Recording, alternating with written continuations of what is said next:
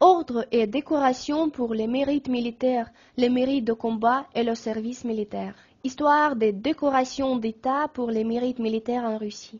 Le système de décoration dans l'État russe a une histoire séculaire. Au XVe, XVIe siècle, on récompensait le service militaire par les armures, les armes, y compris les armes nommées, ou par exemple par un cheval. Au XVe siècle, en Russie, on a commencé à fabriquer des pièces de récompense qui étaient en effet des médailles. C'était des pièces d'or, plus tard on les appellera Moskovki, destinées à décorer des participants aux combats et campagnes militaires. Il est à noter que les dimensions de ces médailles correspondaient au grade de la personne décorée. Un voivode, chef de l'armée, et un simple soldat revenu après une victoire étaient décorés par des pièces d'or et pièces dorées. Étant un grand réformateur, Pierre le Grand s'y est fait connaître. Premièrement, il a établi la décoration par ordre comme signe de grâce monarchique particulière. L'ordre de Saint-André, la porte, est devenue la plus haute décoration russe. On a instauré les statues des ordres de Sainte Catherine, la grande martyre, en l'honneur de la femme de Pierre le Grand et de Saint Alexandre Nevski. Sous le règne de Catherine II, on a instauré l'ordre de Saint-Georges, le grand martyr et vainqueur, et l'ordre de Saint-Prince Vladimir. Avant la Révolution, l'État russe avait 6 espèces d'ordres. On décorait les militaires par les ordres en commençant par l'ordre de Saint-André à celui de Sainte-Anne. Pour les grands civils, il y a l'ordre de Saint-Stanislas du 3e degré. Pour les exploits particuliers, en temps de guerre, on décorait seulement les officiers par l'ordre de Saint-Georges de 4 degrés. Plus tard, on a commencé à décorer les soldats de cet ordre. Dans l'Empire russe, à part les ordres, il y avait aussi un grand nombre de différentes médailles. On instaurait les médailles à l'occasion des exploits militaires, des anniversaires et d'autres événements commémoratifs. Les participants des batailles et campagnes militaires, aussi bien que les soldats remarqués pour leur zèle, étaient décorés par ces médailles. Puis, elles ont été remplacées dans l'État soviétique, et comment la Russie mentionne aujourd'hui le service et les exploits militaires, nous allons en parler plus loin. Les décorations essentielles de l'URSS et de la Russie. Après la Révolution d'octobre, par le décret du Comité central exécutif et du Soviet des commissaires du peuple du 10 novembre 1917, liquidation des ordres et des grandes civils, on a supprimé les ordres du tsar et les décorations existantes. Au mois de septembre 1918, on a instauré le premier ordre du drapeau rouge, et en 1920. On a commencé à décorer par l'arme révolutionnaire d'honneur, le sabre, et par l'ordre du drapeau rouge du travail de RSFSR. Avec la formation de l'URSS en 1924, on a instauré l'ordre du drapeau rouge de l'URSS. Et en 1928, l'ordre du drapeau rouge du travail de l'URSS. En 1930, par la résolution du comité central de l'URSS, on a instauré la plus haute décoration de l'URSS, l'ordre de Lénine et aussi l'ordre de l'étoile rouge dans le domaine de la défense de la patrie.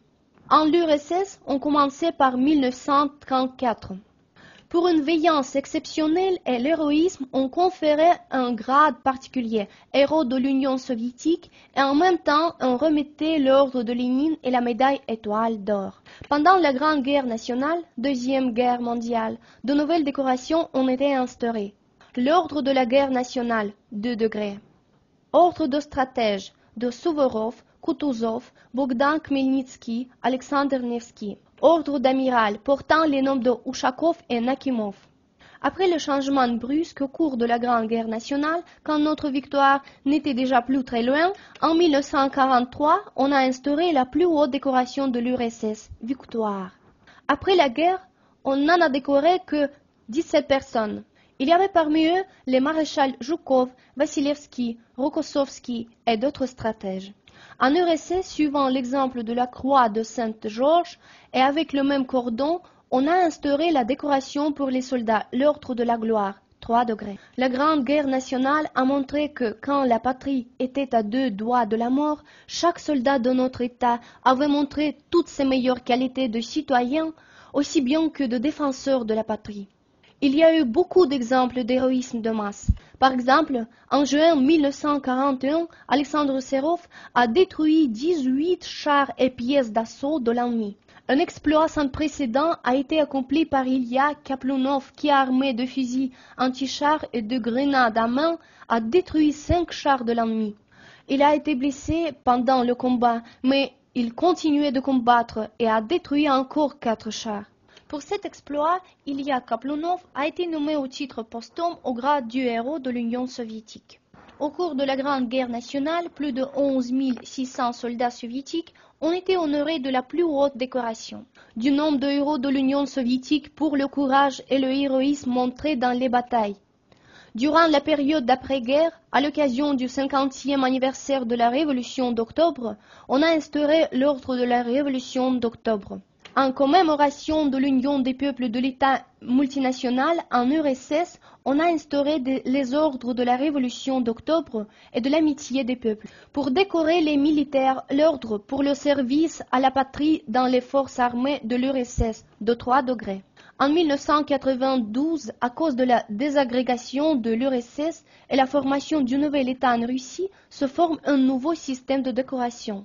En 1992, dans le système de décoration de la Fédération de Russie, on a instauré le plus haut grade, le héros de la Fédération de Russie, avec la décoration par la médaille l'Étoile d'Or. Du système de décoration précédent, soviétique, on a gardé les ordres pour le courage personnel et de l'amitié des peuples. On a gardé une des plus honorables décorations pour le soldat, la médaille pour la hardiesse.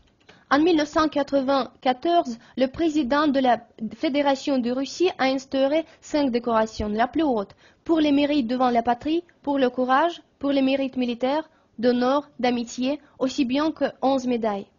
Il est à noter que dans notre pays, en temps de paix, les soldats accomplissent des exploits qui sont mentionnés par l'État suivant le décret le plus porté. Par exemple, en 1995-1996, on a conféré le plus haut grade du héros de la Fédération de Russie aux 17 officiers, pour leur courage personnel et le héroïsme montré dans l'exercice de leurs fonctions. Parmi eux, les pilotes d'essai Alexander Artukin, Yuri Abramovich, Oleg Artonovich et Anatoly Knushov, l'ingénieur Yevgeny Goronov, les aviateurs militaires le major général Timur Anakidze et le colonel Ivan Bokonko, qui ont montré du courage et du héroïsme dans l'exercice d'une mission particulière.